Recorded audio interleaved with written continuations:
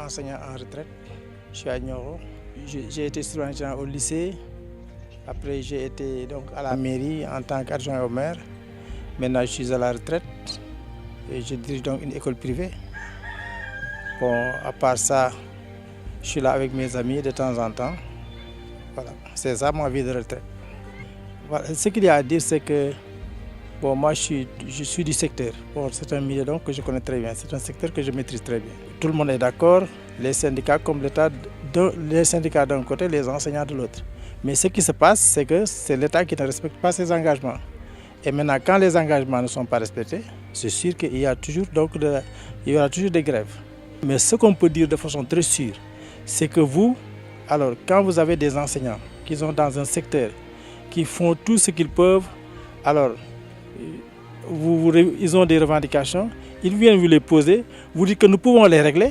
En ce moment, il n'y a plus de problème il n'y a plus lieu de dire que est-ce que nous avons les moyens de notre politique. Vous vous êtes engagé pour régler une dette, vous ne l'avez pas réglée.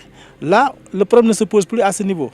Et pour ce qui est des retraités, vous savez, il y a des retraités bon, à qui on avait promis. Ce n'est pas à tout le monde. Il y a des retraités à qui l'État avait promis d'augmenter donc la prise en charge. Mais je pense que cette prise en charge-là, elle est donc sur le chemin d'être réglée. Et quand elle sera réglée, il n'y aura plus presque rien à dire. Ce qu'il y a à dire aussi de l'autre côté, c'est que la pension de retraite est extrêmement faible. Voilà. Quand moi je regarde la pension de retraite, quand je regarde l'historique des pensions de retraite, je vois que tous les présidents ont essayé de faire quelque chose, par exemple, par rapport aux retraités. Maintenant, nous attendons de ce régime qu'il fasse quelque chose. Moi, je ne suis pas contre le parrainage, parce que c'est une façon de filtrer. Parce que imaginez, avec les élections passées, il y a eu 47 listes.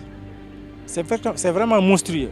Maintenant, qu'on dise que, par exemple, il y a un système pour filtrer un peu, alors faire en sorte que vraiment ceux-là qui viennent se présenter, alors au niveau, par exemple, des présidentielles, soit un nombre réduit, c'est tout à fait louable. On n'a rien à dire par rapport à ça.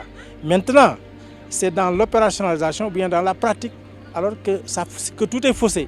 Parce qu'on avait dit on parraine pour 0,8 ou bien 1% par exemple du fichier.